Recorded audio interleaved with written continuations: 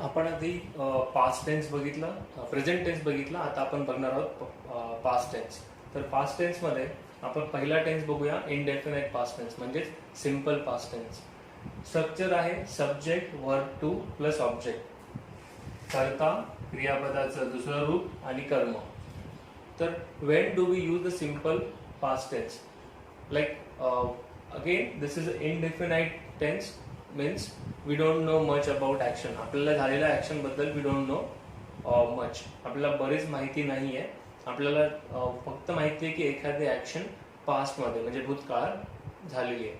एवढे जर माहीत असेल तर आपण फक्त इनडेफिनाइट पास्ट टेन्स वापरतो. एक्झाम्पल आपण बघूया, मी पत्र लिहिले. म्हणजेच इथे मी पत्र लिहिले, पत्र लिहिण्याची जी ॲक्शन आहे ती कंप्लीट झाली, पण तिच्याबद्दल आपल्याला पूर्ण माहिती नाही आहे. राज शाळेत गेला नाही, म्हणजेच राज शाळेत गेला नाही हे आपल्याला माहिती आहे. त्याने व्यायाम केला का, हे पण आपल्याला म्हणजे त्याने व्यायाम केला ही जी ॲक्शन आहे याच्याबद्दल आपल्याला पूर्ण माहिती नाही आहे. आणि फुले कोणी तोडली, म्हणजे फुलं तोडण्याची जी ॲक्शन आहे ही झाली आहे, ही पास्टमध्ये पूर्ण झाली आहे, पण आपल्याला हिच्याबद्दल पूर्ण माहिती नाही आहे. म्हणजेच इनडेफिनाइट टेन्स म्हणजे ती एका सर्टन टाइमला फिनिश झाली आहे का, किंवा मग चालू होती का एका डेफिनेट टाइमला, we don't know much about. म्हणून आपण इथे इनडेफिनाइट पास्ट टेन्स वापरतो. आणि मराठी वाक्यांमध्ये हे इनडेफिनाइट पास्ट टेन्स म्हणजे साध्या भूतकाळाचं वाक्य आहे का हे कसं ओळखायचं, ते ओळखण्यासाठी तुम्ही जर ही सेंटेन्स ऑब्झर्व कराल तर व्हर्बच्या शेवटी इथे आलंय मी पत्र लिहिले, शेवटी आलाय ले. नंतर राज शाळेत गेला नाही, इथे आलाय ला. नंतर त्याने व्यायाम केला का, शेवटी आलाय ला परत. आणि फुले कोणी तोडली, ले. तर असे शेवटी ला, ली, ले अशा प्रकारचे शब्द क्रियापदांच्या शेवटी येतात मराठी वाक्यांमध्ये. मग आता याचं इंग्लिश सेंटेन्स कसं बनवायचं चला बघूया. लेट्स सी, मी पत्र लिहिले, इथे सब्जेक्ट आहे आय आणि वर्ब टू. वर्ब टू म्हणजे लिहिण्याला आपण इंग्लिशमध्ये काय म्हणतो, राईट. आय राईट, पण राईट ऐवजी आपल्याला सेकंड फॉर्म वापरायचा आहे, दुसरा फॉर्म वापरायचा आहे. त्याला आपण काय म्हणतो, राईट, रोड, रिटन. म्हणून मग सेकंड फॉर्म आहे रोड. मग आय रोड अ लेटर, हा झाला इनडेफिनाइट पास्ट टेन्सचा सेंटेन्स. नेक्स्ट आहे राज शाळेत गेला नाही, म्हणजे तिथे सब्जेक्ट आहे राज, शाळेत गेला नाही, न जाणे दॅट इज अ वर्ब, म्हणून आपण याला गो म्हणायचं. मग राज आणि हे सेंटेन्स मध्ये नकार आलाय म्हणून आपल्याला काय टाकायचंय, नॉट टाकायचं सेंटेन्स मध्ये. पण नॉट टाकण्यासाठी आपल्याला हेल्पिंग वर्ब लागतो. इथे हेल्पिंग वर्ब आहे का, नाहीये. मग स्ट्रक्चर मध्ये हेल्पिंग वर्ब नाहीये इनडेफिनाइट पास्ट टेन्सच्या, मग आपण काय वापरतो, did. If there is no helping verb we take help from do, does, did. आणि डू डज हा वापरतो प्रेझेंट टेन्स साठी, डिड वापरतो पास्ट टेन्स साठी. म्हणून आपण काय वापरूया, डिड. मग सब्जेक्ट काय आहे, हे राज वापरायचं आधी, राज. नंतर डिड, डिड. नंतर नॉट टाकायचा, हेल्पिंग वर्ब नंतर लगेच नॉट वापरायचा आहे, राज डिड नॉट. आणि नंतर क्रियापदाचं फर्स्ट फॉर्म वापरायला लागेल, did not go to school. हे नेहमी लक्षात ठेवा, डू, डज, डिड असं काही असेल तर त्यानंतर क्रियापदाचा फर्स्ट फॉर्म वापरायचा आहे, म्हणजेच मेन फॉर्म वापरायचा आहे, मेन वर्ब लिहायचा आहे. So after do, does, did we should write first main form of the verb किंवा first form of the verb. म्हणून आपण इथे काय केलं, राज डिड नॉट. इथे go, went, gone second form आपण वेंट वापरायला पाहिजे, परंतु आपण नकार टाकायचं असल्यामुळे डिड वापरला, डिड नॉट. आणि क्रियापदाचा फर्स्ट फॉर्म वापरलाय. आपण फर्स्ट बघितलं असर्टिव्ह सेंटेन्स म्हणजे होकारार्थी वाक्य. जर अफर्मेटिव्ह सेंटेन्स असेल, असर्टिव्ह सेंटेन्स असेल तर आपण नेहमीच वर्बचा सेकंड फॉर्म वापरणार. बट ज्या वेळेस आपल्याला नकार टाकायचा सेंटेन्स मध्ये त्यावेळेस आपल्याला पास्ट टेन्स दाखवण्यासाठी डिड वापरायला लागला, कारण इथे हेल्पिंग वर्ब नाहीये म्हणून. आणि त्यामुळे आपण इथे डिड वापरल्यामुळे क्रियापदाचं झालं पहिलं रूप. ओके. नंतर नेक्स्ट आहे त्याने व्यायाम केला का, हा प्रश्न आहे. तर मग इथे सब्जेक्ट कोण आहे, त्याने. त्याने म्हणजे कोण, तो. म्हणून आपण इथे काय वापरतो, ही. आणि ही साठी इथे हेल्पिंग वर्ब पुन्हा नाहीये. प्रश्न विचारताना सुद्धा आपल्याला हेल्पिंग वर्ब लागतं, म्हणून आपण हेल्पिंग वर्ब नसेल तर आपण वापरतो डिड पास्ट टेन्स साठी. डिडच्या पुढे आपण लिहिलं सब्जेक्ट, डिड ही एक्सरसाइज, त्याने एक्सरसाइज केली का, त्याने व्यायाम केला का आज, तर असा क्वेश्चन असेल. आणि शेवटी question mark, did he exercise. नंतर फुले कोणी तोडली. आता ह्या प्रश्नाचा आन्सर येस किंवा नो नसणार आहे, म्हणून हा WH क्वेश्चन आहे. आणि इथे कोणी हा शब्द दाखवतोय की आपल्याला हू वापरायचा आहे. हू म्हणजे कोणी. मग आपण लिहूया आधी हू. इथे सुद्धा आपल्याला हेल्पिंग वर्ब लागेल, पण हेल्पिंग वर्ब नाहीये म्हणून आपण पास्ट टेन्स असल्यामुळे आपण डीड घेतोय. हू डिड आणि क्रियापद आहे प्लक आणि फ्लावर. तोडण्याला काय म्हणतो आपण? Pluck flower. आणि शेवटी question mark. Who did pluck flowers. इथे पुन्हा परत डिड आलाय म्हणून आपण व्हर्बचा मेन फॉर्म लिहिला, मेन वर्ब वापरले आपण. तर हा झाला इनडेफिनाइट पास्ट टेन्स. आणि आपण बघितले एक अफर्मेटिव्ह, एक निगेटिव्ह, एक वर्बल आणि एक WH question. Okay, let's look at the next tense. आतापर्यंत आपण बघितलं इनडेफिनाइट पास्ट टेन्स आणि आता आपण बघणार आहोत past continuous tense. Past continuous tense आपण कधी वापरायचा? When are we going to use past continuous tense? If we know or if we want to mention that there is some action which was going on at a particular time in the past. जर आपल्याला असं म्हणायचं असेल की एखादी गोष्ट एका ठराविक वेळेस भूतकाळामध्ये सुरू होती, तर आपण पास्ट टेन्स वापरतो, पास्ट कंटिन्युअस टेन्स वापरतो. उदाहरण बघूया. आम्ही इंग्रजी शिकत होतो, म्हणजे इंग्रजी शिकण्याची जी ॲक्शन आहे, जी क्रिया आहे, ती भूतकाळामध्ये एका ठराविक वेळेस सुरू होती. आणि तू टीव्ही बघत नाही होता, म्हणजेच टीव्ही बघण्याची जी क्रिया आहे ती एका भूतकाळात एका ठराविक वेळेस सुरू नव्हती, हे आपण सांगतो. हे नकारार्थी वाक्य आहे. तो आंबा खात होता का? तर एका ठराविक वेळेस भूतकाळामध्ये आंबा खाण्याची क्रिया ही त्याच्याकडून सुरू होती का, असं आपण विचारतोय. ते काम कशा प्रकारे करत होते? एक काम आहे, ते काम करण्याची जी क्रिया आहे ती भूतकाळामध्ये त्यांच्याकडून कशा प्रकारे होत होती, अशा प्रकारचा आपण प्रश्न विचारतो. या चारही सेंटेन्समध्ये आपल्याला असं दिसतंय की एखादी गोष्ट क्रिया भूतकाळामध्ये सुरू होती, त्याच्याबद्दल आपण एखादं होकारार्थी वाक्य बघितलं, एखादं नकारार्थी बघितलं, किंवा एखादं एक्झाम्पल आपण क्वेश्चन किंवा दोन प्रश्न आपण बघितले जे भूतकाळ म्हणजे भूतकाळामध्ये पास्टमध्ये एखादी क्रिया सुरू होती असं दर्शवत आहे. आणि असं जर असेल तर आपण पास्ट कंटिन्युअस टेन्स वापरायचा. ओके, मग याचं स्ट्रक्चर कसं आहे? तर स्ट्रक्चरमध्ये सिंपल आहे, सब्जेक्ट आहे आणि was were, verb plus ING आणि ऑब्जेक्ट. आपण बघितलं कुठल्याही कंटिन्युअस टेन्स जर असेल तर प्रत्येक कंटिन्युअस टेन्समध्ये आपण क्रियापदाला ING वापरतो. सब्जेक्ट आणि ऑब्जेक्ट हे असतंच एखाद्या सेंटेन्समध्ये, हे तर कॉमन आहे. फक्त बदलतोय तो वॉज आणि वेअर. आपल्याला फक्त काय लक्षात ठेवायचं, जर पास्ट टेन्स असेल वॉज वेअर आणि क्रियापदाला ING. In past tense we are going to use was were as and verb plus ING. Okay, so now let's try these examples, and before that let's look at the pronouns and respective was and where. So where are we going to use was and where are we going to use where? So was कुठे वापरायचा आहे? जिथे single subject जो आहे तो singular असेल तर was वापरायचा, प्लुरल असेल सब्जेक्ट तर where वापरायचा. For example I was, I हा सिंग्युलर आहे म्हणून was वापरलाय. You were, यू मल्टिपल असतो म्हणून आपण प्लुरल वापरलाय. वी हा प्लुरल आहे म्हणून आपण वेअर वापरलाय. दे वेअर आणि ही शी इट हे सिंग्युलर असेल किंवा कोणाचं नाव असेल राज गौरी, हे सिंग्युलर आहे म्हणून आपण वॉज वापरतो. सिंग्युलर प्रोनाउनच्या पुढे किंवा सिंग्युलर नाउनच्या पुढे we are going to use was, plural नाउनच्या पुढे वेअर. प्रेझेंट कंटिन्युअस टेन्समध्ये सुद्धा ॲम हा आपण आयच्या पुढे वापरायचो, ही शी इट किंवा कोणाच्या नावाच्या पुढे आपण इज वापरायचो आणि सर्व प्लुरल प्रोनाउनच्या पुढे आपण आर वापरायचो.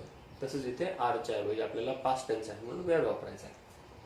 ओके, तर आपल्याला आपण सेंटेन्सचे आन्सर बघूया. सो लेट्स से आम्ही इंग्रजी शिकत होतो. इथे आम्ही हा काय झाला? सब्जेक्ट. ओके, त्याआधी आपण एक गोष्ट बघूया. मराठी वाक्य हे किंवा मराठी सेंटेन्स आहे पास्ट कंटिन्युअस टेन्स आहे हे कसं ओळखायचं? ते ओळखण्यासाठी इथे तुम्ही बघाल तर नेहमी मराठी वाक्य शेवटी त होता, शिकत होता, बघत नाही होता किंवा आंबा खात होता, कशा प्रकारे करत होते. तर नेहमी त होता, ते होते, ता होता अशा प्रकारची वाक्यरचना तुम्हाला मराठी वाक्याच्या शेवटी आढळेल. आणि होता हे जे आहे किंवा होता, होते, होती हे जे आहे ही सगळी भूतकाळ दर्शवणारी शब्द आहेत. आणि मग वर्तमान काळात कसं बघायचं, वर्तमान काळामध्ये याच्याऐवजी आपण कुठला शब्द वापरतो, आहे. आहे म्हणजे वर्तमान काळ, होता होते म्हणजे भूतकाळ. तर आहे असं जर आलं असेल म्हणजे शिकत आहे तर तो वर्तमान काळ, चालू वर्तमान काळ, कंटिन्युअस टेन्स. आणि जर होता होते असं जर आलं तर याचा अर्थ असा होतो की तो कंटिन्युअस, पास्ट कंटिन्युअस टेन्स आहे. ही तुम्हाला आयडेंटिफिकेशन करण्यासाठी हेल्प करेल. ओके, चला बघूया. आम्ही हा काय आहे, सब्जेक्ट, आणि शिकणे हा काय झाला, वर्ब. मग आता काय करूया, आपण आधी काय लिहायचं आहे, सब्जेक्ट. आम्हीसाठी आपण काय वापरणार, वी. वी वॉज येईल का वेअर येईल, वेअर. का, कारण प्लुरल आहे. वी म्हणजे आम्ही, आणि आम्ही हे अनेक वचन आहे. क्रियापदाला आयएनजी, लर्नला आपण काय अटॅच करणार, आयएनजी, म्हणजेच लर्निंग. वी, आपण we were learning English. Okay, मग वी वेअर लर्निंग इंग्लिश हे काय झालं, पास्ट कंटिन्युअस टेन्सचं सेंटेन्स. नेक्स्ट बघूया. तू टीव्ही बघत नाही होता. इथे सब्जेक्ट काय आहे, तू. बघणे हे काय झालं, क्रियापद म्हणजेच वर्ब. मग आपण आधी काय लिहिणार, सब्जेक्ट. तू म्हणजे कोण, यू वापरतो आपण, यू. आणि यूच्या पुढे आपण वॉज वापरणार की were. We are going to use were. You were not watching. इथे आपण हे नकारार्थी वाक्य घेतले, negative sentence this is. So you were not watching TV. तू टीव्ही बघत नाही होता. ओके, हे झालं negative sentence, you were not watching TV. Okay, let's look at the verbal question. Verbal question म्हणजे काय, व्हर्बल क्वेश्चनचा आन्सर येस किंवा नो असतो. मग आपण ह्या सेंटेन्स बघूया. तो आंबा खात होता का. मग तो आंबा खात होता का या क्वेश्चनचा आन्सर येस किंवा नो असेल. म्हणून आपण तो म्हणजे कोण, ही, थर्ड पर्सन सिंग्युलर. आधी आपण काय वापरणार, इट साठी आपण वॉज वापरतो, म्हणून आधी आपण सहाय्यकारी क्रियापद घ्यायचं. व्हर्बल क्वेश्चन, ज्या क्वेश्चनचा आन्सर येस किंवा नो असेल त्याची सुरुवात कशाने होते, हेल्पिंग वर्बने. इथे हेल्पिंग वर्ब आहे. वर्बच्या आधी अजून एक शब्द आहे, त्याला आपण हेल्पिंग वर्ब म्हणतोय, वॉज किंवा वेअर. ही साठी आपण वॉज वापरतो, म्हणून आधी घेतला वॉज, नंतर वॉज ही ईट. ईट हा शब्द आहे खाण्यासाठी, म्हणून वॉज ही ईटिंग मँगो. तो आंबा खात होता का, याचा आन्सर हो किंवा नाही असू शकतं. आणि शेवटी question mark. Was he eating mango, yes he was eating mango.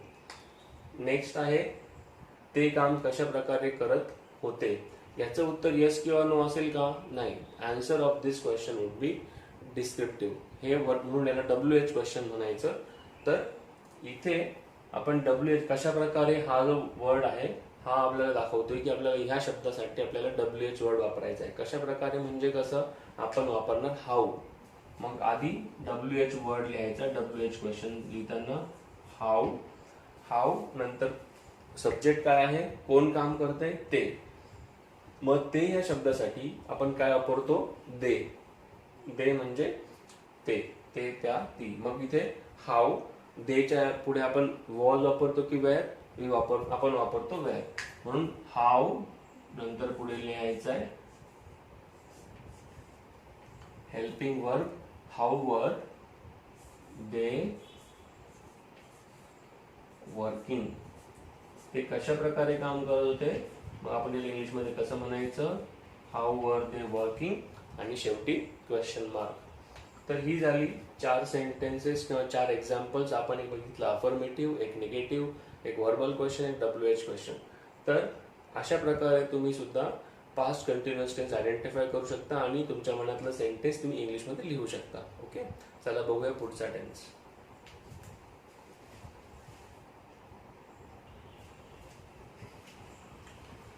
आपण बघितला पास्ट कंटिन्युअस टेन्स. आता आपण बघणार आहोत पास्ट परफेक्ट टेन्स. आणि पास्ट परफेक्ट टेन्स हा कधी वापरायचा, परफेक्ट म्हणजे कम्प्लीट. जर एखादी गोष्ट, एखादी होणारी ऍक्शन आपल्याला माहिती आहे की ही पूर्ण झालेली होती, एका ठराविक वेळेस भूतकाळामध्ये आपण जी गोष्टीच्या बद्दल बोलतोय ती गोष्ट पूर्ण झाली होती.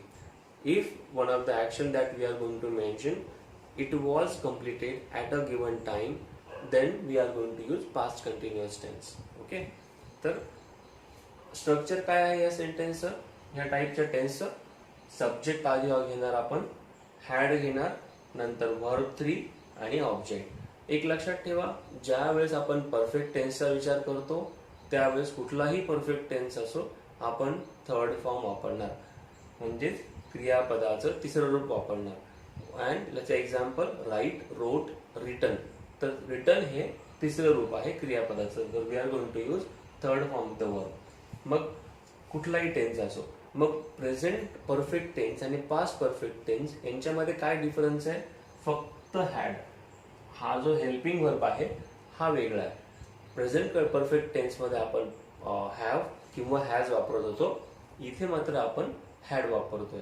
तर हा डिफरन्स आहे. मग आपण परफेक्ट टेन्स साठी लक्षात ठेवा वर्ब 3 वापरायचा आहे. सब्जेक्ट आणि ऑब्जेक्ट तर आहेतच, पण वर्ब 3 वापरायचा आहे. आणि पास्ट आल्यामुळे, पास्ट परफेक्ट टेन्स असल्यामुळे आपल्याला हॅड वापरायचा आहे. ओके, मग आता इथे एकच हेल्पिंग वर्ब आहे आणि जर एकच हेल्पिंग वर्ब आहे, प्रनाउन कुठलीही असू द्या, आपण फक्त हॅड वापरणार. मग I had, we had, you had, he had, she had, they had, it had, हे सगळं आपण हॅड वापरणार. मग इथे जास्त विचार करण्याची गरज नाही. ओके, चला मग बघूया आपण सेंटेन्सेस. मग आता उदाहरण बघूया. गौरीने औषधे घेतली होती, म्हणजेच ह्या सेंटेन्स मध्ये आपण असं म्हणतोय औषधे घेतली होती. औषधे घेण्याची क्रिया एक भूतकाळात एका ठराविक वेळेस संपली होती. त्याला शिकवलेले समजले नाही होते, म्हणजे समजले नाही होते आपण असं सांगतोय. मग न समजण्याची क्रिया पूर्ण झाली होती. आपण इंग्रजी शिकलो होतो का? आपण भूतकाळामध्ये एका ठराविक वेळेस, जसं मागच्या सोमवारी आपण इंग्रजी शिकलो होतो का असा प्रश्न विचारतात. त्यानंतर तो कुठे पोहोचला होता? तो कुठे पोहोचला होता म्हणजेच एका ठराविक वेळेस भूतकाळामध्ये तो कुठे पोहोचला होता. ठीक आहे, तर असा आपण प्रश्न विचारतोय, पोहोचला होता. आता बघा, या सर्व वाक्याच्या शेवटी अंडरलाईन केलेला पोर्शन बघा. घेतली होती, समजले नाही होते, शिकलो होतो का, पोहोचला होता, या सगळ्यांच्या शेवटी ला होता, ली होती, ले होते अशा प्रकारचे शब्द येणार. ला, ली, ले ही मराठी शब्दांमध्ये म्हणजेच पूर्ण काळासाठी किंवा एखादी क्रिया पूर्ण झाली हे दाखवण्यासाठी वापरतात. आणि होती, होता, होते हे भूतकाळ दाखवतात. आहे म्हणजेच भविष्यकाळ, वर्तमान काळ. होता, होती, होते म्हणजे भूतकाळ. ओके, तर आता ह्या पास्ट टेन्स साठी आपण ह्या एक्झाम्पल्स आपण इंग्लिशमध्ये ह्या इंग्लिश मधल्या टेन्स मध्ये कन्व्हर्जन करूया. तर काय आहे स्ट्रक्चर? आधी सब्जेक्ट घ्यायचा आहे. असर्टिव्ह सेंटेन्स असेल तर आधी सब्जेक्ट येणार. मग सब्जेक्ट कसा लिहायचा आपण? आधी सब्जेक्ट इथे गौरी आहे सब्जेक्ट. ओके, मग गौरी, गौरी नंतर काय घेणार? हॅड. एकच आहे हेल्पिंग वर्ब, मग सिंपल आहे. गौरी हॅड घेतली होती म्हणजे आपण असं म्हणूया Gauri had taken. Okay, Gauri had taken medicines. गौरीने औषधे घेतली होती. हे झालं त्याचा इंग्लिश फॉर्म. ओके, नेक्स्ट, त्याला शिकवलेले समजले नाही होते. मग आता आपण इथे वर्ब कोणता आहे? शिकविणे म्हणजेच टीच. आणि कोणाला शिकवलेलं समजलं नव्हतं? त्याला म्हणजे तो. आपण घेणार ही. आणि आपण दिस इज निगेटिव्ह सेंटेन्स, नकार आलाय नाही. मग निगेटिव्ह सेंटेन्स साठी आपण आधी लिहिणार supporting verb, helping verb. He had, नंतर टाकणार हेल्पिंग वर्ब, नंतर ही हॅड नॉट. जर हेल्पिंग वर्ब दिलेलं नसतं तर आपण डीडचा वापर केला असता, पण इथे हेल्पिंग वर्ब आहे म्हणून he had not understood. He had not understood. अंडरस्टँडचा पास्ट टेन्स काय आहे? He had not understood what was taught. जे शिकविले होते ते त्याला समजले नव्हते. त्याला काय समजले नव्हते? What was taught. जे शिकवले होते ते त्याला समजले नव्हते. मी आधी शिकवलेले हे वर्ब बोललो, हे सुद्धा वर्ब आहे, पण ह्या वाक्यामध्ये समजले नाही हा वर्ब असल्यामुळे आपण ते अंडरस्टूड लिहिलंय. तर ही had not understood what was टॉट. ओके, मग तर नेक्स्ट बघूया. आपण इंग्रजी शिकलो होतो का? हा आता क्वेश्चन आहे, व्हर्बल क्वेश्चन आहे. याचा आन्सर येस किंवा नो असेल. मग येस किंवा नो असेल तर आपण याला आधी सुरुवात कशाने करायची?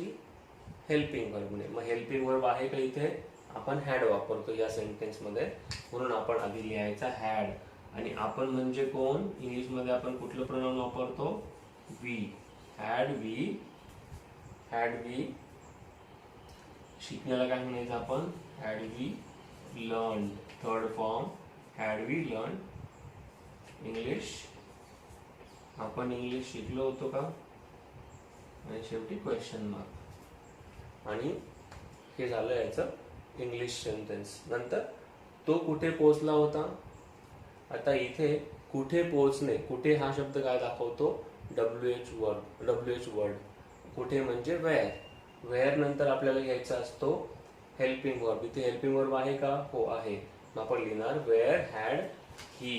तो साठी आपण कोणता वापरणार subject? Pronoun he. Where had he reached.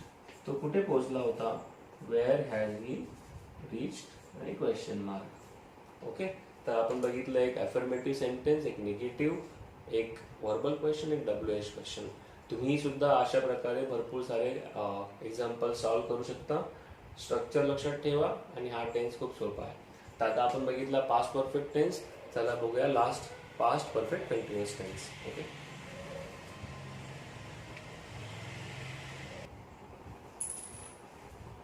आता आपण बघणार आहोत past perfect continuous tense. Past perfect continuous tense जसं आपण नावामध्ये बघतोय, परफेक्ट पण आहे, कंटिन्युअस पण आहे. ती क्रिया चालू पण होती आणि पूर्ण पण झालेली होती. तर हा काळ कधी वापरायचा? When are we going to use this tense? तर हा टेन्स तेव्हा वापरायचा ज्या वेळेस भूतकाळामध्ये, पास्टमध्ये एका ठराविक वेळेपर्यंत एखादी क्रिया सतत घडत होती, एखादी क्रिया नेहमीपणे घडत होती. आपल्याला जर असं दाखवायचं असेल तर आपण हा पास्ट परफेक्ट कंटिन्युअस टेन्स वापरणार. उदाहरण बघूया म्हणजे अजून क्लिअर होईल. तो दूध पीत आलेला होता. म्हणजेच मागील वर्षापर्यंत तो दूध पीत आलेला होता, पण मागच्या वर्षापासून मात्र तो आता बोर्नव्हिटा पिणार आहे. नुसतं दूधच नाही तर बोर्नव्हिटा पिणार आहे. म्हणजेच दूध पिण्याची जी क्रिया ही सतत घडत होती, पूर्ण पण होती आणि चालू पण होती. त्या दिवसापर्यंत, त्या वेळेपर्यंत चालू होती. आता मात्र ते चालू नाही. गौरी 3 मैल चालत आलेली नाही होती. म्हणजेच आपल्याला काय म्हणायचंय? एका ठराविक वेळेपर्यंत भूतकाळामध्ये गौरी 3 मैलापर्यंत चालत आलेली नव्हती. ती माझ्यापर्यंत पोहोचलीच नव्हती. असं जर आपल्याला म्हणायचं त्याला आपण पास्ट परफेक्ट कंटिन्युअस टेन्स वापरणार. राज 5 वर्षांपासून कंपनीत काम करत आलेला होता का? तर गेल्या 5 वर्षांपासून राज हा हे कंपनीत काम करत आलेला होता का? तर आपण एवढ्या वर्ष काम केलंय का असा प्रश्न विचारतात. हे यंत्र मागील 5 वर्षांपासून कसे काम करत होते? तर गेल्या 5 वर्षांपासून हे यंत्र कसे प्रकारे काम करत होते आपण असं विचारतोय. म्हणजे या सगळ्या सेंटेन्सेस मध्ये आपण काय बघतोय की एखादी गोष्ट सतत घडत होती, पास्ट मध्ये घडत होती. आजचं आपल्याला माहित नाही, present we don't know, but past मध्ये एक रेग्युलर इंटरव्हल्स नंतर, ठराविक वेळेनंतर ही गोष्ट सतत घडत होती असं दाखवण्यासाठी आपण पास्ट परफेक्ट कंटिन्युअस टेन्स वापरतो. मग आता आधी आपण स्ट्रक्चर बघूया. सब्जेक्ट आहे, नंतर हॅड बीन. हॅड आपण बघितला परफेक्ट टेन्स मध्ये वापरतो. Had been, been extra add झालाय. क्रियापदाला ING आणि ऑब्जेक्ट. जेव्हा जेव्हा कंटिन्युअस टेन्स येईल आपण क्रियापदाला ING प्रत्यय लावणार. We are going to have verb plus ING in the structure. आणि जसं आपण मागे बघितलं इथे हॅड बीन आहे. We don't have multiple helping verbs, only had been is there, so we can use it. I had been, we had been, you had been, he had been, she had been आणि they had bin.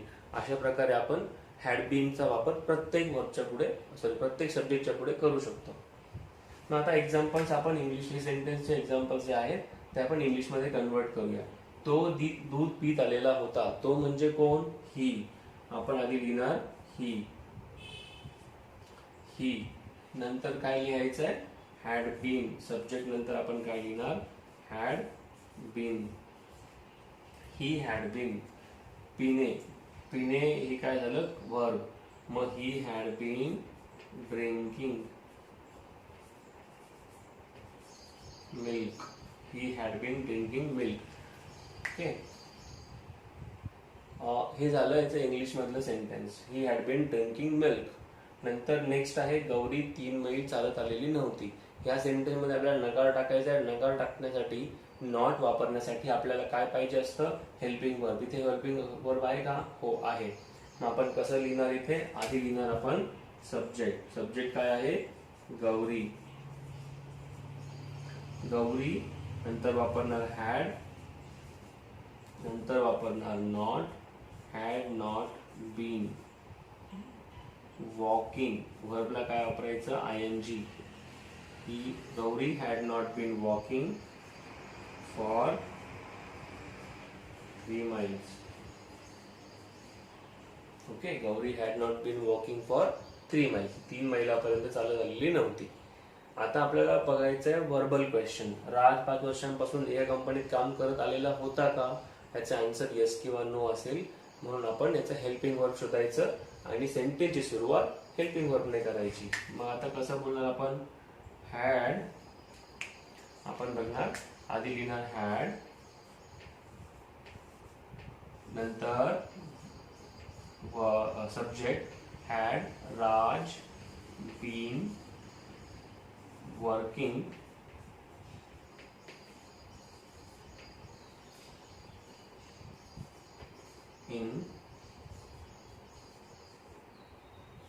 in the company for 5 years.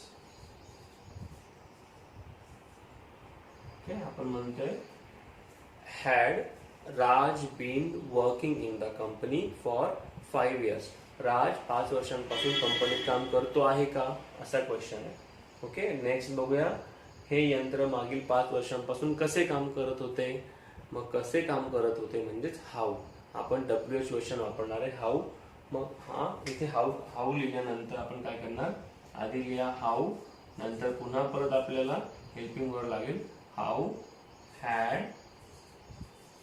Had लिहिल्यानंतर how had, नंतर पुन्हा subject how had Raj been, sorry how had machine वापरायचं राजने. मग how had this machine, subject आहे this machine. How had this machine been working. इथे this machine जे आहे तो सब्जेक्ट आहे, म्हणून आपण हॅड आणि बीनच्या मध्ये सब्जेक्ट लिहिला. How had this machine been working for 5 years. मागील 5 वर्षांपासून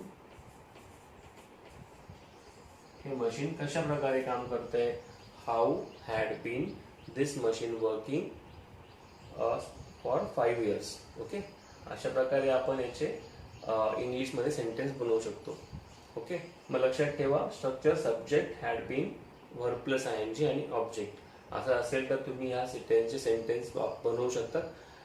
परफेक्ट कंटिन्युअस टेन्सेस जे असतात हे रेअरली वापरले जातात, पण आपल्याला शिकायला हवे, कारण ग्रामरमध्ये रोजच्या वापरताना कधीतरी पण आपण यांचा वापर करणार आहोत, म्हणून आपल्याला हे सेंटेन्स शिकणे गरजेचं आहे. ओके, चला आता बघूया, पास्ट टेन्स संपलेले, आता बघूया फ्युचर टेन्सेस.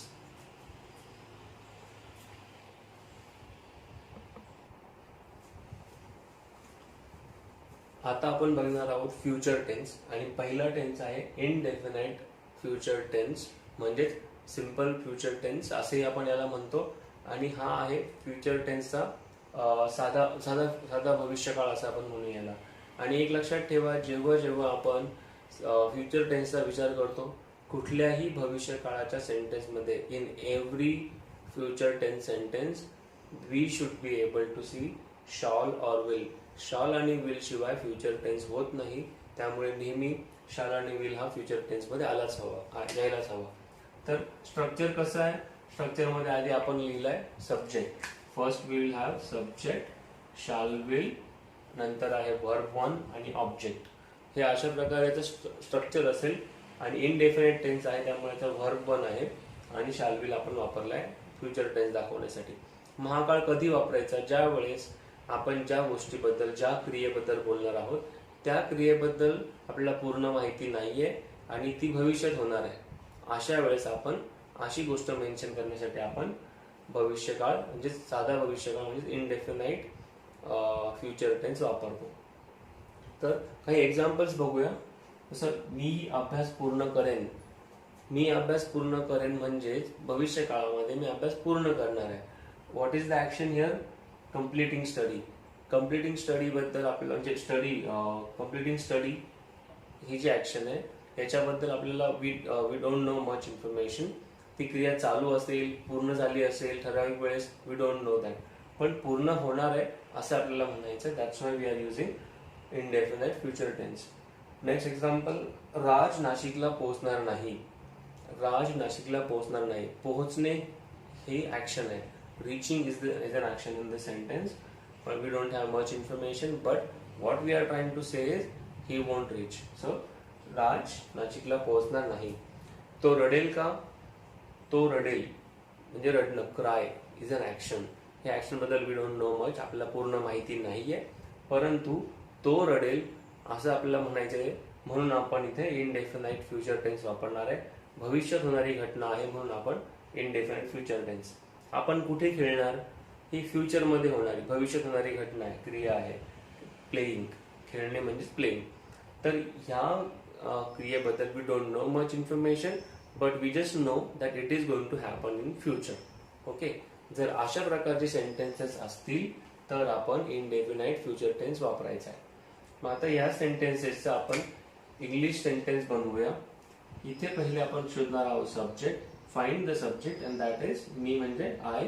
आधी आपण लिहिणार आय शाल किंवा विल. बरं, शाल किंवा विल आपण कधी वापरणार? आपण शाल आणि विल कुठेही वापरू शकतो, म्हणजे कुठल्याही सब्जेक्टच्या समोर आपण शाल किंवा विल वापरू शकतो. अजून एक नियम आहे, शाल जर वापरायचा असेल कुणाला तरी एखादी गोष्ट केली पाहिजे, एखादी गोष्ट झाली पाहिजे असं जर आपल्याला सांगायचं असेल तर आपण शाल वापरतो. जसं तुम्ही अभ्यास केला पाहिजे, यू शाल स्टडी. अशा प्रकारे आपण शालचा वापर करू शकतो. परंतु जनरली सर्वसाधारणपणे आय आणि वीच्या पुढे शाल वापरतात आणि इतर सर्व प्रोनाउन्सच्या पुढे विल वापरतात. इथे सिंग्युलर प्लुरल काही नाही. शाल आणि विल सरळ प्रकारे आपण साधारणपणे कुठेही वापरू शकतो. जर अजून तुम्हाला थोडंसं सर्वसाधारणपणे लक्षात ठेवायचं असेल, आय आणि वीच्या पुढे शाल वापरूया. आणि शालचा वापर एखादी गोष्ट केली पाहिजे असं दाखवण्यासाठी सुद्धा होतो. ओके. मग आपण इथे आयच्या पुढे सध्या शाल वापरूया. I shall complete. वर्बचा फर्स्ट फॉर्म कम्प्लीट स्टडी. मी अभ्यास पूर्ण करेन. मी अभ्यास पूर्ण करेन आपण कसं म्हणणार इंग्लिशमध्ये? I shall complete study. आणि जर तुम्हाला इनडेफिनाइट फ्युचर टेन्सचं सेंटेन्स आयडेंटिफाय करायचं असेल, शाल किंवा विल बघायचा आणि त्याच्यानंतर वर्बचा फर्स्ट फॉर्म. जर अशी स्ट्रक्चर असेल शाल आणि विल वर्बचा first form, then consider this as a indefinite future tense sentence. Next example बघूया. राज नाशिकला पोहोचणार नाही. Who is the subject here? Raj. Let's write his name. Raj. राजच्या पुढे आपण शाल किंवा विल वापरू शकतो.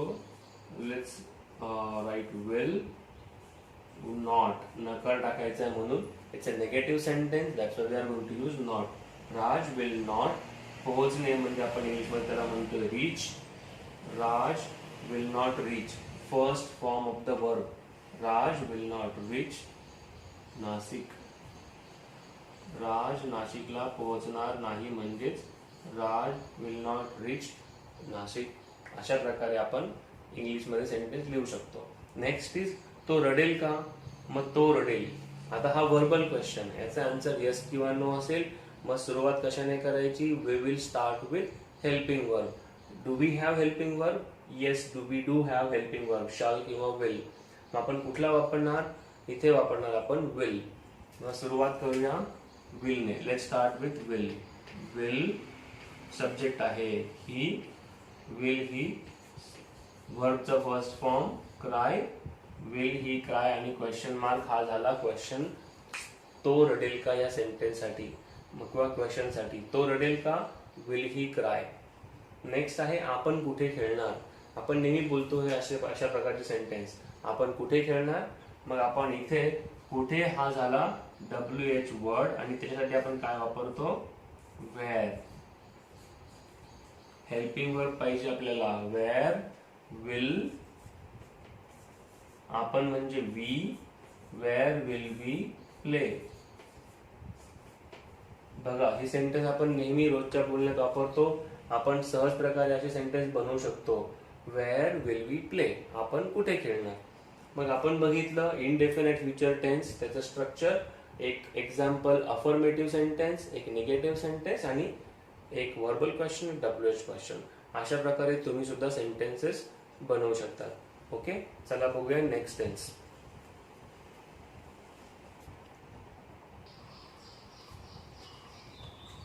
तर आपण बघितला इनडेफिनेट फ्युचर टेन्स. आता आपण बघतोय फ्युचर कंटिन्युअस टेन्स. कंटिन्युअस हा शब्द आपल्याला दाखवतो की एखादी क्रिया चालू, एखादी ऍक्शन इज गोइंग ऑन. आणि फ्युचर म्हणजे भविष्य काळात एका ठराविक वेळेस एखादी दिलेली ऍक्शन सुरू असणार, एखादी क्रिया सुरू असणार, असं ज्यावेळेस आपल्याला दाखवायचंय त्यावेळेस आपण फ्युचर कंटिन्युअस टेन्स वापरतो. उदाहरणार्थ राज क्रिकेट खेळत असेल, मग राजची क्रिकेट खेळण्याची जी क्रिया आहे ती भविष्यात सुरू असेल, म्हणजे क्रिकेट खेळणे सुरू असेल. नेक्स्ट, आम्ही सहलीचा आनंद लुटत असणार नाही किंवा लुटणार नाही. बर, मग अशाच प्रकारे याचा अर्थ असा होतो की भविष्यामध्ये आपण एका ठराविक वेळेस जेव्हा सहल जाणार आहे त्यावेळेस आपण त्या सहलीचा आनंद लुटत असणार नाही. ठीक आहे. नेक्स्ट आहे मी प्रकल्पावर काम करत असेल का.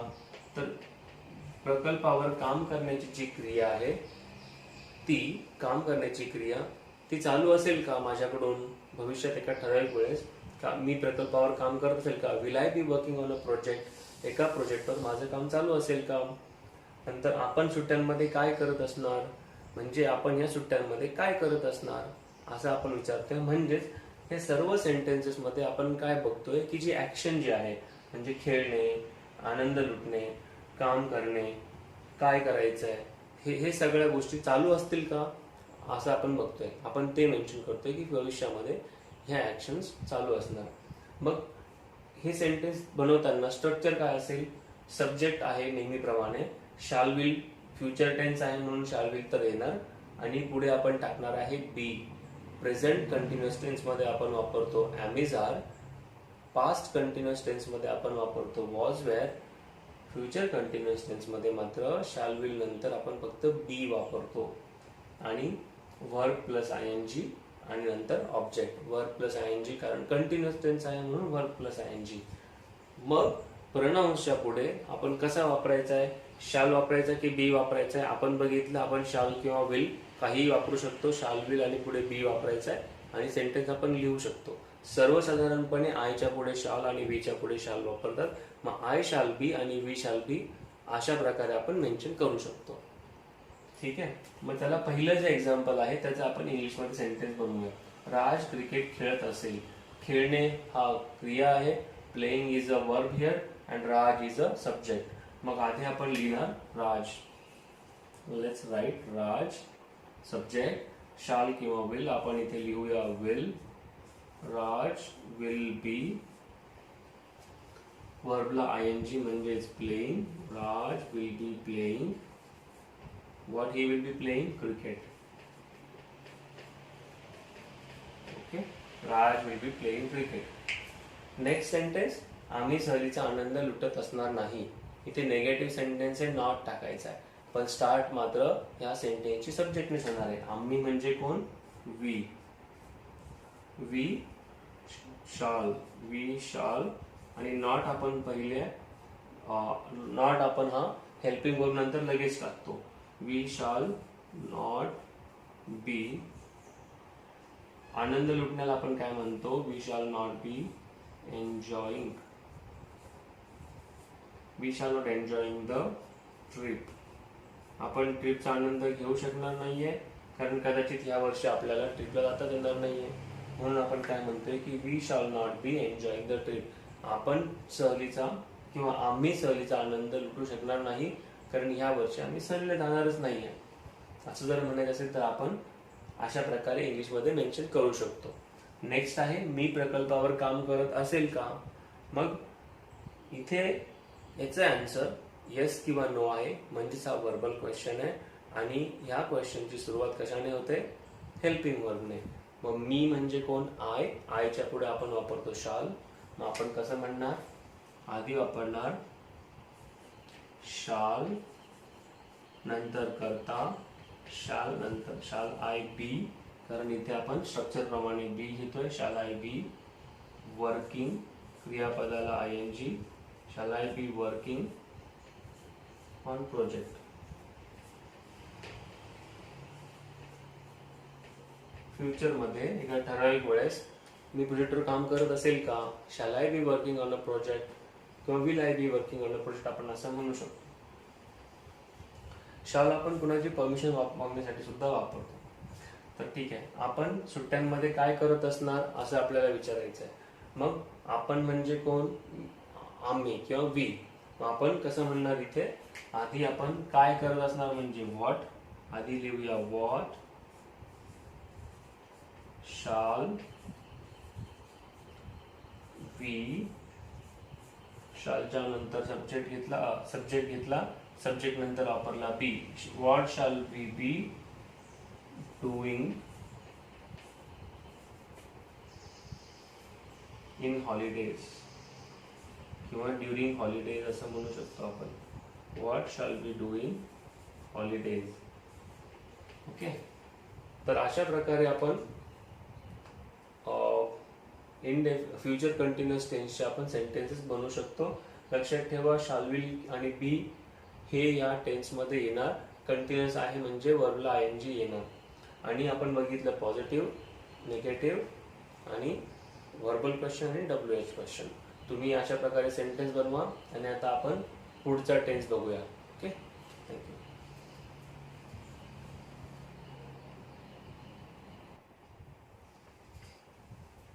तर आता आपण बघणार आहोत फ्युचर परफेक्ट टेन्स. परफेक्ट म्हणजे कम्प्लीट, ज्यावेळेस आपल्याला क्रियेबद्दल, ऍक्शन बद्दल कम्प्लीट इन्फॉर्मेशन आहे, पूर्ण माहिती आहे, त्यावेळेस आपण काय करतो, किंवा क्रिया पूर्ण झाली हे माहिती आपल्याला, त्यावेळेस आपण काय करतो, फ्युचर परफेक्ट टेन्स वापरतो.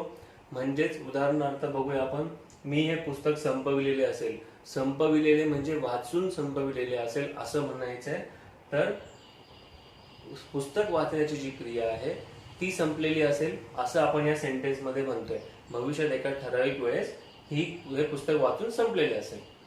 तिने स्वयंपाक केलेला नसेल म्हणजेच आपल्याला असं म्हणायचंय की संध्याकाळी तिने स्वयंपाक केलेला नसेल. मग स्वयंपाक करण्याची क्रिया ही पूर्ण झालेली नसेल असं आपण सांगतोय. तो आलेला असेल का, उद्या दुपारपर्यंत तो आलेला असेल का, म्हणजेच आपण एका ठराविक वेळेस भविष्यात ही क्रिया पूर्ण झाली असेल का असा प्रश्न विचारतोय. पाऊस कधी संपलेला असेल, कधी संपणार आहे पाऊस असा आपण प्रश्न विचारतोय. म्हणजेच पाऊस पडण्याची जी क्रिया आहे ती कधी संपणार आहे असा प्रश्न आपण विचारतोय. म्हणजेच ह्या सर्व सेंटेन्स मध्ये आपण असं बघतोय की भविष्यात एका ठराविक वेळेस एखादी क्रिया पूर्ण होणार आहे का किंवा पूर्ण होणार आहे असं आपण म्हणतोय. मग एक बघाल तुम्ही, जर कॉमन या सेंटेन्स मध्ये संपविलेले असेल, केलेला नसेल, आलेला असेल, संपलेला असेल, या सगळ्यांच्या शेवटी असं आहे, असं म्हणजे भविष्यकाळी, पूर्ण भविष्यकाळ, परफेक्ट फ्युचर टेन्सच्या शेवटी अशा प्रकारची वाक्यरचना मराठी वाक्यांमध्ये आपल्याला आढळते. आणि असेलच्या ऐवजी असेल, नसेल, होणार, असणार, नसणार अशा प्रकारची ही वाक्यरचना आपल्याला शोधता येते. महत्वाचं काय आहे तुम्हाला ओळखायची, क्रिया आणि क्रियेचं स्वरूप. जर क्रियेचे स्वरूप जर पूर्ण झालेले असेल असं दाखवत आहे तर आपण असं म्हणणार की हा फ्युचर परफेक्ट टेन्स आहे. ओके, तर मग आता आपण बघूया स्ट्रक्चर. सब्जेक्ट आपण घेतो, आपण नेहमीप्रमाणे शाल विल फ्युचर टेन्स मध्ये वापरतो. हॅव यायला पाहिजे, हॅव इथे हॅज येणार नाही कारण आपण शाल विल आधीच वापरलाय, म्हणून आपण इथे फक्त हॅव वापरणार आहे. Subject shall will have, verb 3 आणि ऑब्जेक्ट. आपण प्रेझेंट परफेक्ट टेन्स मध्ये बघितलं सब्जेक्ट, हॅव हॅज, वर्ब 3 आणि ऑब्जेक्ट. पास्ट परफेक्ट टेन्स मध्ये बघितलं सब्जेक्ट, हॅड, वर्ब 3, ऑब्जेक्ट. इथे मात्र सब्जेक्ट आणि ऑब्जेक्ट तेच आहे. शॅल विल हॅव आपण टाकलाय, शॅल विल हॅव वापरतो. प्रेझेंट टेन्स मध्ये हॅव हॅज, पास्ट टेन्स मध्ये हॅड आणि फ्युचर टेन्स मध्ये शॅल विल हॅव. आणि इथे वर्ब 3 हे कुठल्याही परफेक्ट टेन्स मध्ये we should be using verb 3. म्हणजेच आपण वर्ब 3 कॉमन आहे, सब्जेक्ट आणि ऑब्जेक्ट कॉमन आहे. फक्त आपल्याला लक्षात ठेवायचं आहे present tense have has, past tense had आणि future tense shall will have. Okay. मग आपण बघूया प्रोनाउन समोर आपण काय वापरतो. आपण आधी बघितलंय आय आणि वीच्या पुढे सर्वसाधारणपणे आपण शाल वापरतो, मग बाकी सर्वांपुढे विल वापरतो. तसं आपण सर्वसाधारणपणे कुठल्याही समोर कुठल्याही प्रोनाउन किंवा नाउन समोर आपण शाल किंवा विल वापरू शकतो. मग शाल विल आणि समोर आपण हॅव वापरायचा आहे. I shall have, we shall have, you will have, अशा प्रकारे आपण म्हणू शकतो. मग आपण हे सेंटेन्स जे एक्झाम्पल्स आपण बघितले त्यांना आपण इंग्लिशमध्ये तयार सेंटेन्स बनवून बघूया. तर पहिलं जे सेंटेन्स आहे इथे पुस्तक संपविणे, वाचून संपविणे असा प्रकारचा अर्थ होतो. संपविणे हे आहे वर्ब. कोण संपवणार आहे? मी. मग मी साठी आपण वापरतो आय हा प्रोनाउन.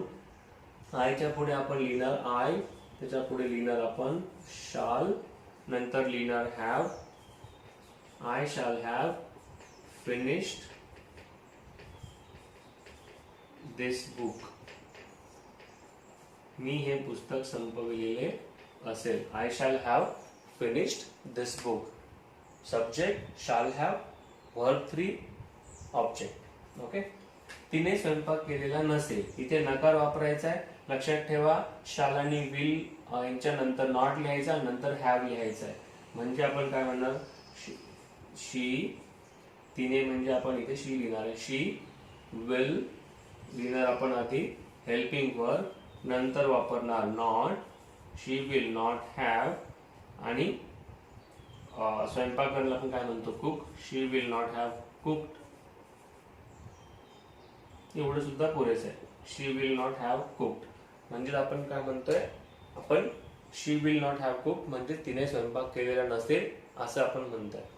तो आलेला असेल का हा आहे व्हर्बल क्वेश्चन. याचा आन्सर असतं येस किंवा नो. सुरुवात कशाने होणार? हेल्पिंग वर्बने. बरोबर. इथे आहे हेल्पिंग वर्ब. मग त्यामुळे आपण इथे तो साठी आपण काय वापरणार विल.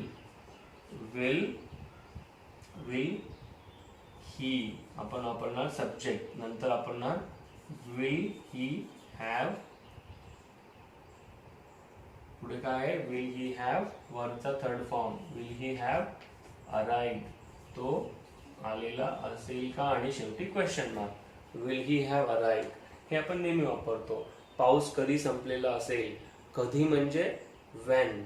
मग व्हेन, विल आधी आपण नंतर हे वापरणार हेल्पिंग वर्ब, नंतर सब्जेक्ट. सब्जेक्ट कोण आहे इथे रेन. मग आपण लिहूया when will, when will the rain. कुणाबद्दल बोलतोय आपण rain. When will the rain have stop. पाऊस कधी संपणार आहे किंवा कधी थांबणार आहे असं आपण विचारतोय. म्हणून when will the rain have stop, कधी थांबणार आहे पाऊस. तर अशा प्रकारे तुम्ही फ्युचर परफेक्ट टेन्सचा वापर करू शकतात. आपण 4 एक्झाम्पल्स बघितले. तुम्ही अजून एक्झाम्पलचा प्रॅक्टिस करा आणि काही क्वेश्चन असतील तर कमेंटमध्ये मेन्शन करा. थँक्यू.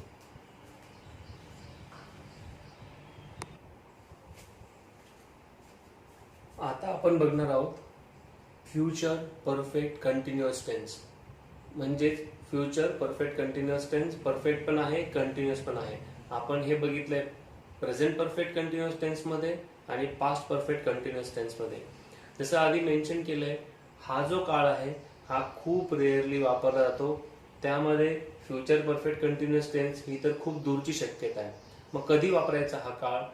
समजा एखादी घटना, एखादी क्रिया ही भविष्यात कधीतरी सुरू होणार आहे, ती खूप दिवस चालणार आहे असं जर आपल्याला सांगायचं असेल त्यावेळेस आपण future continuous tense, future perfect continuous tense वापरतो. म्हणजेच काय? उदाहरणार्थ मी खूप अभ्यास करत आलेलो असेल. मग मी असं म्हणतोय की मी आज अभ्यास करत नाहीये, पण भविष्यात मी तो सुरू करणार आहे. मी रेग्युलरली करणार. ठराविक अंतराने मी तो अभ्यास करत राहणार आणि तो नियमितपणे करणार. म्हणजेच मी असं सांगतोय की मी खूप अभ्यास करत आलेलो असेल. म्हणजेच मी रेग्युलरली खूप सारा अभ्यास करत आलेलो असेल. ती क्रिया जी आहे, ऍक्शन जी आहे, ती भविष्यात सुरू होणार आहे आणि ती खूप दिवस चालणार आहे असं मला सांगायचंय. मग त्यावेळेस आपण अशा प्रकारचा काळ वापरतो. आपण आधी बघूया एक्झाम्पल्स या सेंटेन्सेसची. येणाऱ्या नोव्हेंबरमध्ये मी माझ्या कंपनीत 3 वर्ष काम केलेले असेल. म्हणजेच 3 वर्ष काम करण्याची जी क्रिया आहे ती कधी पूर्ण होणार आहे? नोव्हेंबरमध्ये. जर मी नोव्हेंबर पर्यंत रेग्युलरली काम केलं तर मी माझ्या कंपनीत 3 वर्ष काम करण्याची जी क्रिया आहे ती रेग्युलरली कंप्लीट केलेली असेल. नंतर पुढील आठवड्यात गौरी गाणी गात आलेली नसेल. म्हणजेच आपल्याला असं म्हणायचंय गौरीची गाण्याची जी क्रिया आहे ती रेग्युलरली चालत नसणार आहे. म्हणजेच गौरी रेग्युलरली गाते, परंतु पुढच्या हप्त्यात ती रेग्युलरली गात आलेली नसेल असं आपल्याला म्हणायचंय. तेव्हा आपण हा काळ वापरतोय नकारार्थी सेंटेन्स. पुढील महिन्यात आपण गाणे गात आलेले असू का? म्हणजेच आपण गाणे गाण्याची क्रिया सुरू करणार आहे भविष्यात आणि आपण ते रेग्युलर करणार आहात का? म्हणजेच आपण असं विचारतोय की पुढील महिन्यात आपण गाणे गात आलेले असू का? नंतर येत्या गुरुवारी मी तुला किती आठवड्यापासून ओळखत आलेलो असेल. म्हणजेच मी तुला ओळखण्याची क्रिया कधी सुरू झालेली आहे, पण किती आठवड्यापासून ओळखत आलेलो असेल पुढच्या गुरुवारी ते गुरुवारी समजेल. जर मी तुझी माझी ओळख राहिली तर मी तुला गुरुवारी एका ठराविक आठवड्यापासून ओळखत असेल असं आपण म्हणू शकतो. तर तुम्ही बघाल ही वाक्य थोडीशी कठीण आहेत आणि आपण सहसा बोलताना, सर्वसाधारणपणे बोलताना, लिहिताना अशा प्रकारच्या वाक्यांचा वापर फारच कमी करतो. व्याकरणाचा नियम, ग्रामरचा रूल्स आहे म्हणून आपण अशा प्रकारे सेंटेन्स बघतो. These types of tenses or these types of sentences of these tenses are being used very rarely, but as it is a part of our tense, that's what we are going to use, and this is going to be the last tense of the types of tenses. तर structure बघूया आधी. Subject, shall will, have been, verb plus ing आणि object. Structure सुद्धा जरा मोठं आहे. Subject आणि object common आहे. shall will आपण फ्युचर टेन्स साठी वापरतो. have been हा आपल्याला वापरायचा आहे आणि क्रियापदाला ing कारण हा कंटिन्युअस टेन्स सुद्धा आहे. आपण बघितलं प्रेझेंट परफेक्ट कंटिन्युअस टेन्स मध्ये सब्जेक्ट नंतर हॅव हॅज नंतर बीन आणि वर्ब प्लस ing होतं. पास्ट परफेक्ट कंटिन्युअस टेन्स मध्ये सब्जेक्ट हॅड बीन आणि वर्ब प्लस ing होतं. इथे मात्र subject shall will have been आणि वर्ब प्लस ing आहे. ओके, मग आता हे एक्झाम्पल बघूया आपण कसं आन्सर करणार, कसं लिहिणार आपण हे सेंटेन्स. मग इथे आपल्याला सब्जेक्ट आणि वर्ब शोधायचा आहे. सब्जेक्ट आहे मी आणि काम करणे हा झाला वर्ब. मग आपण कसं लिहिणार सब्जेक्ट? आपण आधी लिहूया इन नोव्हेंबर. नोव्हेंबर मध्ये हे इतर शब्द आहेत, आपण सुरुवातीला किंवा शेवटी लिहू शकतो. कॉमा दिल्याने नंतर इन नोव्हेंबर आय नंतर shall have been, I shall have been working in my company. काम करण्याला आपण ing प्रत्यय लावला, काम करण्याला आपण वर्क म्हणतो त्याला ing लावला working. I shall have been working in my company for 3 years. म्हणजेच नोव्हेंबर मध्ये मी माझ्या कंपनीत 3 वर्ष काम करत आलेलो असेल किंवा 3 वर्ष काम केलेले असेल असं आपण म्हणू शकतो. ओके, नेक्स्ट आहे पुढील आठवड्यात गौरी गाणे गात आलेली नसेल. इथे सब्जेक्ट कोण आहे? गौरी. क्रिया काय आहे? गाणे गाणे म्हणजे सिंग. ओके, मग आपण कसं म्हणणार? इन नेक्स्ट वीक, पुढील आठवड्यात, in next week comma Gauri. आपण आधी लिहिणार सब्जेक्ट गौरी, पुढे फ्युचर टेन्स साठी काय वापरायचंय? Gauri will have been, will not have been. Okay, आपण आधी काय वापरणार? नकार. will not have been singing. आपण नकार टाकायचा असेल तर सब्जेक्ट नंतर आधी हेल्पिंग वर्ब नंतर लगेच नॉट लिहायचा आहे. आपण इथे लिहिलंय गौरी विल, हा आला हेल्पिंग वर्ब, नंतर लिहिलाय not, Gauri will not have been singing. Okay, Gauri have been singing अशा प्रकारचं एक सेंटेन्स होऊ शकतं. नॉट टाकल्यामुळे Gauri will not have been singing असं झालंय. तर पुढील वाक्य जे आहे, नेक्स्ट सेंटेन्स जे आहे, it is a verbal question. याचा आन्सर येस किंवा नो असेल. पुढील महिन्यात आपण गाणे गात आलेलो असू का, हे आपण विचारतोय. म्हणजे आपण रेग्युलरली सुरू करून ते नेहमीप्रमाणे गात असू का, तर आपल्याला ते बघायचंय. मग कसं लिहिणार आपण, गाणे गाणे हा झाला वर्ब, आपण झालो सब्जेक्ट. मग आपण आधी वर्बल क्वेश्चनची सुरुवात आपण कशी करतो, आधी आपण लिहितो हेल्पिंग वर्ब. मग आपण आधी लिहिणार विल किंवा शॉल काही चालेल, विल, नंतर लिहिणार we have, will we have been. फक्त इथे थोडा आदला बदल करायची आहे. वर्बल क्वेश्चन करताना शाल विल ला आधी टाकायचा आणि मग सब्जेक्ट लिहायचा. Will we have been singing in next month. आणि शेवटी question mark. Will we have been singing in next month, शेवटी question mark. Okay, next one. गुरुवारी मी तुला आठवड्यापासून ओळखत आलेलो असेल का. मग हा आहे WH क्वेश्चन. WH क्वेश्चन साठी आपण काय वापरणार, how many weeks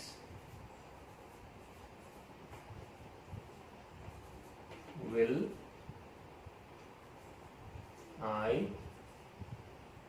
have been knowing you.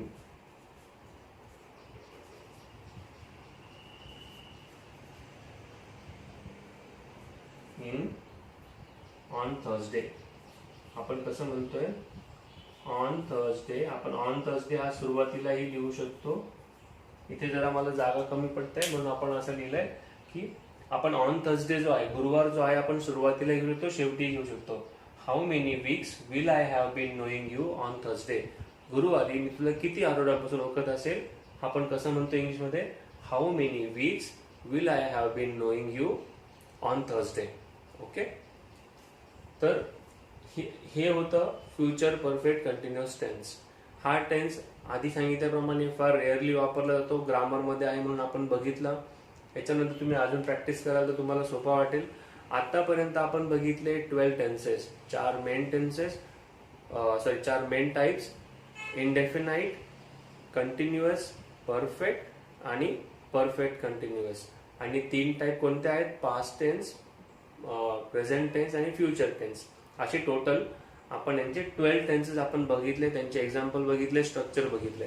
आता ओव्हरऑल हे कदाचित थोडं कॉम्प्लेक्स वाटेल, पण ज्या वेळेस तुम्ही सुरुवातीला सांगितलेला चार्ट जर लक्षात ठेवला, स्ट्रक्चर लक्षात ठेवलं प्रत्येक सेंटेन्सचं, तर तुम्हाला ही सेंटेन्सेस तुम्हाला कुठल्याही वाक्यामध्ये, म्हणजे तुम्ही बोलताना असो किंवा लिहिताना असो, in any type of communication you will be able to use tenses आणि तुमचे सेंटेन्सेस ग्रामॅटिकली करेक्ट असणार आहेत.